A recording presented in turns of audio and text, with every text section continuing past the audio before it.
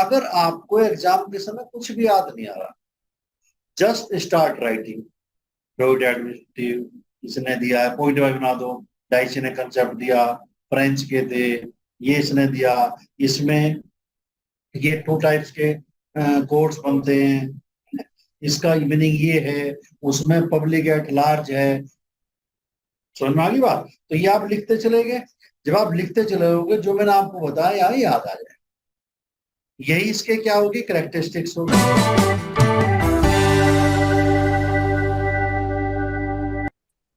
Hello, sir. Good afternoon. Hope you are doing good well. Afternoon, good afternoon everybody. Sir आज ना students आपसे एक मानसी कैसे हो? मानसी कैसे हो? मानसी कैसे हो? Sir I am doing so great, so thankful कि आप भावना, ऐसे लेक्चर्स बना रहे हो। भावना क्या कर रही है? भावना,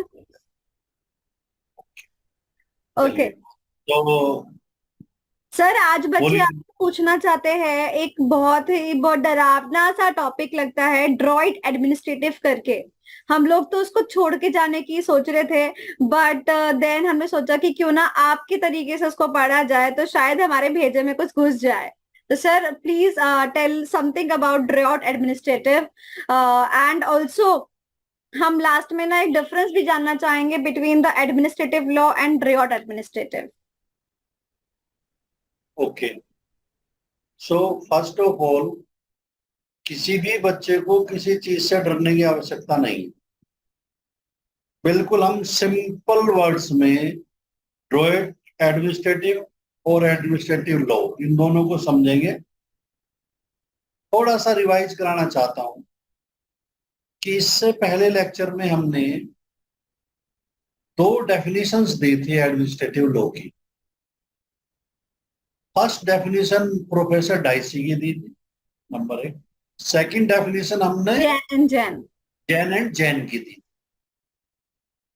काफी वाइड डेफिनेशंस थे और अपने आप में अगर हम उनको ध्यान से समझें तो जो प्रोफेसर डाइसी की डेफिनेशन है वो अपने आप में ड्रॉइट एडमिनिस्ट्रेटिव है वो, और जो जैन एंड जैन की डेफिनेशन है वो एडमिनिस्ट्रेटिव लॉ की डेफिनेशन है।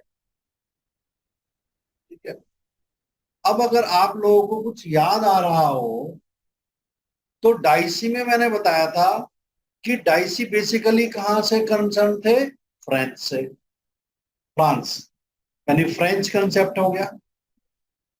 ओके, तो फ्रेंच में जब ये कंसेप्ट आया तो उन्होंने क्या कहा था अपनी डेफिनेशन में? उन्होंने कहा था स्टेट ऑफिशियल्स। ठीक है, उन्होंने किस किस के बताए थे? स्टेट ऑफिशियल्स के बताए थे।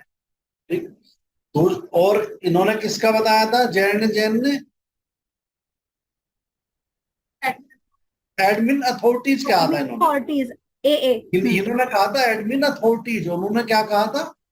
State officials. यानी समझने की कोशिश करना, अगर हम ये दो बात यही समझ जाएं, यानी जो डाइसी कह रहे थे एडमिनिस्ट्रेटिव, ये ड्रॉइट एडमिनिस्ट्रेटिव में उन्होंने किसको लिया? स्टेट ऑफिशियल्स को लिया, नंबर 1।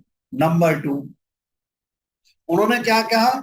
एक कंसेप्ट उन्होंने बताया इसके लिए, इंडिविजुअल टू इंडिविजुअल, यानी सब्जेक्ट टू सब्जेक्ट। ठीक है, तीसरी बात उन्होंने क्या बताई? Subject to state official. ठीक है, अब समझने की कोशिश करना, मैं ड्रॉइट एडमिनिस्ट्रेटिव निपटा रहा हूं पहले।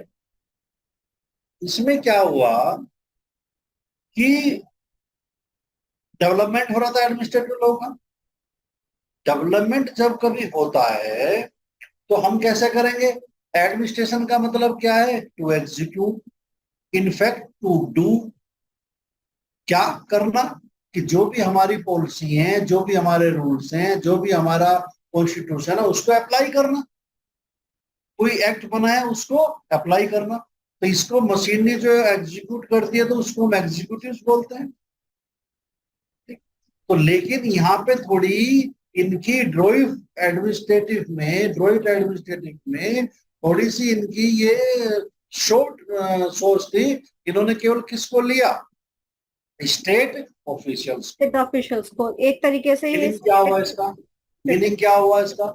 ये सारे ऑफिशियल्स नहीं ले रहे, ये सारी एडमिनिस्ट्रेटिव मशीनरी नहीं ले हाँ, रही। अब मीनिंग क्या हुआ, भी समझो बात को। इन्होंने कंसेप्ट किया कि इनके सिस्टम में two type of judicial system कर दिए इन्होंने। मतलब क्या है? एडमिनिस्ट्रेटिव लॉ में जुडिशियल सिस्टम क्या एक ही है हमारा? तो इंडिया में कॉन्स्टिट्यूशन के अनुसार हमारा तो एक ही जुडिशियल सिस्टम है। लेकिन इन्होंने क्या करा एडमिनिस्ट्रेटिव इसमें ड्रॉइट एडमिनिस्ट्रेटिव में दो जुडिशियल सिस्टम कर दिए। अब जब दो कर दिए तो इसका मीनिंग क्या हुआ? एक तो कर दिया ऐसे मैटर्स जो पब्लिक टू पब्लिक यानी सब्जेक्ट टू सब्जेक्ट के लिए कर दिया। ठीक। दूसरा जुडिशियल सिस्टम किसके लिए कर दिया? दूसरा जुडिशियल सिस्टम कर दिया कि अगर one of the party state official है तो उसके लिए एक अलग जुडिशियल सिस्टम कर दिया। समझ में आ गया? मतलब इसका मतलब क्या हुआ कि जो स्टेट ऑफिशियल हैं, जो हमारा जुडिशियल सिस्टम आम इंडिविजुअल्स के लिए, वो उसमें अपियर नहीं होंगे। कितनी बढ़िया बात करी उन्होंने।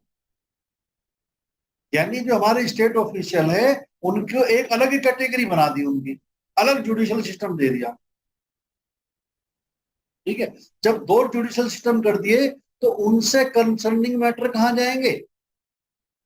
उनके जुडिशियल कोर्ट में, एडमिनिस्ट्रेटिव जुडिशियल कोर्ट में। वही उसका डिसीजन लेंगे और उसके बारे में उन्हीं का ही डिसीजन फुल एंड फाइनल होगा। ठीक है। और उसकी जो हाईएस्ट बॉडी होगी काउंसिल ई डेट। तो ड्रॉइट एडमिनिस्ट्रेटिव में क्या हुआ? इस हम पहले डेफिनेशन दे देंगे। ये कंसेप्ट किसने किया? डाइसी ने दिया। डाइसी की फिर हम डेफिनेशन दे देंगे। उसने क्या किया था? स्टेट ऑफिशियल्स का क्या था उसने? Legal status liabilities of state officials, liabilities की बात करी थी उसने। उसके बाद में दूसरे में उसने क्या कहा था? Rights and liability of all individuals giving state official. मतलब क्या था? देखिए, चूंकि इसने अलग लेकर के चला, लायबिलिटी एंड राइट्स ये सबके नहीं कह रहा है, केवल उनके कह रहा है जो स्टेट ऑफिशियल से डील कर रहे हैं। यानी इसने क्राइटेरिया बना दिया। यानी स्टेट ऑफिशियल्स के लिए अलग जुडिशियल कोर्ट दे दिया, स्टेट ऑफिशियल्स की ही बात करता है। और स्टेट ऑफिशियल से जब कोई आम आदमी एक इंडिविजुअल डील करेगा उसी से कंसर्निंग बात कर रहा है। तो मेरे ख्याल से ड्रॉइट एडमिनिस्ट्रेटिव आपको कंसेप्ट समझ में आ गया होगा। Yes sir. फिर बताता हूं मैं क्या आप समझे बात को। यानी two types of judicial court, one for subject to subject यानी इंडिविजुअल टू इंडिविजुअल, जहां पर कोई भी स्टेट ऑफिशियल पार्टी नहीं है। Second, judicial courts for individual to state officials और state official to individual when wherever state official is one of the party. Third बात क्या रही कि जो स्टेट ऑफिशियल है वो जो हमारा सिविल कोर्ट है या जो इंडिविजुअल टू इंडिविजुअल के लिए कोर्ट है उस कोर्ट में नहीं ट्रायल होगा उसका, वो उस कोर्ट में नहीं जाएगा। ठीक है। और इसके लिए हाईएस्ट अथॉरिटी कौन थी? काउंसिल ई स्टेट, क्या है जो भी काउंसिल स्टेट। ठीक है। इस पे 4 नंबर का क्वेश्चन आपका काउंसिल ई डेट पे आ सकता है, ई डेट पे आ सकता है, भाई क्या है। ठीक, उसका डिसीजन फाइनल होगा। अब दूसरी बात, एक इन्होंने और कंसेप्ट दिया कि अगर कहीं डिस्प्यूट हो जाता है दोनों जुडिशियल कोर्ट में, इंडिविजुअल टू इंडिविजुअल वाला सिविल कोर्ट और ये जो इन्होंने जो कोर्ट दिया सेकंड कोर्ट, इनमें डिस्प्यूट हो जाता है तो एक डिस्प्यूट रिजोल्यूशन का एक अलग से इन्होंने एक इंस्टीट्यूशन और दिया, वो एक अलग नाम से। यानी वो डिसाइड करेगा कि मैटर ये किसका है, इंडिविजुअल टू इंडिविजुअल वाले का है या स्टेट वाले का है। क्लियर हो गया? तो ड्रॉइट एडमिनिस्ट्रेटिव। अच्छा, अब देखिए मैं रिवाइज कराता हूं आपसे। अगर आपको एग्जाम के समय कुछ भी याद नहीं आ रहा, just start writing Druitt administrative इसने दिया है, पॉइंट वाइज बना दो। डाइची ने कंसेप्ट दिया, फ्रेंच के थे, ये इसने दिया। इसमें ये टू टाइप्स के कोड्स बनते हैं, इसका मीनिंग ये है, उसमें पब्लिक एट लार्ज है। समझ में आ गई बात? तो ये आप लिखते चले गए, जब आप लिखते चले गए जो मैंने आपको बताया यहाँ याद आ जाए। यही इसके क्या होगी, करेक्टरिस्टिक्स होगी। मेरे ख्याल से क्लियर हो गया। चलिएगा, अब हम कंपैरिजन करते हैं ड्रॉइट एडमिनिस्ट्रेटिव और एडमिनिस्ट्रेटिव लॉ। तो एडमिनिस्ट्रेटिव लॉ की डेफिनेशन पता है? जैन एंड जैन की याद होनी चाहिए, तुम्हारे टिप्स में होनी चाहिए। yes. अब जैन एंड जैन की डेफिनेशन थोड़ा सा याद करो, 1-2 मिनट 1-2 सेकंड लगाते हैं। क्या कहा था बताओ? Composition and powers of admin authorities. अब देखिएगा, अब भावना बता रही है कि पावर्स का कंपोजिशन। कंपोजिशन का मतलब क्या है? स्ट्रक्चर, ऑर्गेनाइजेशन स्ट्रक्चर, उनकी पावर्स किसकी, एडमिनिस्ट्रेटिव अथॉरिटीज की। तो पहला डिफरेंस वो बात करता है स्टेट ऑफिशियल्स ओनली, ये बात करता है एडमिनिस्ट्रेटिव अथॉरिटीज ऑल। ठीक है, इसने स्ट्रक्चर बताई, उनकी पावर्स भी बताई, ड्यूटीज भी बताई और फंक्शन भी बताए। वहां पे किसकी बात करता था, लाइबिलिटीज की। ठीक है, वहां पे 2 तरह के कोड बताए उसने, यहाँ पे हमारा एक ही जुडिशियल सिस्टम रहेगा। ठीक है, और क्या डिफरेंस कर सकते हैं हम कि limit on the power, control, control किसका, जुडिशियल का। और वहां पे किसी का कंट्रोल नहीं है, वहां से उनका अपना कंट्रोल है। कंट्रोलिंग अथॉरिटी क्या होती है, काउंसिल की डेट। मेरे ख्याल से तुम्हें डिफरेंस भी समझ में आ गया। अब यही क्वेश्चन 20 नंबर में आया तो भी कर दोगे? यस। अगर मान लो ये 20 नंबर में आता है तो डाइसी की डेफिनेशन दो, उसकी कैरेक्टरिस्टिक्स बता दो। दूसरा जैन एंड जैन की डेफिनेशन दो, उसके डिफरेंस आता है तो डिफरेंस दोनों में बाद में बता सकते हो, डिटेल में आता है तो। और अगर 4 नंबर में डिफरेंस आता है तो उसके पैराग्राफ इधर लिख दो, उसके इधर लो, इसमें ये था, इसमें ये था, इसमें ये था और इसमें ये नहीं था। तो क्या कोई मुश्किल है भाई? बताओ मानसी। It's clear. और इसको क्लियर है? डिफरेंस को हम पहले इसको इंट्रोडक्शन देके फिर हम डिफरेंस बिटवीन कर सकते कैसे भी करो, हैं। देखो जस्ट स्टार्ट राइटिंग हम्म। इंट्रोडक्शन, इंट्रोडक्शन से शुरू कर दो। ठीक है ना, उसमें सारा कुछ लिख डालो और फिर उसको बाद में बाइफरकेट कर दो, कुछ भी बना सकते हो।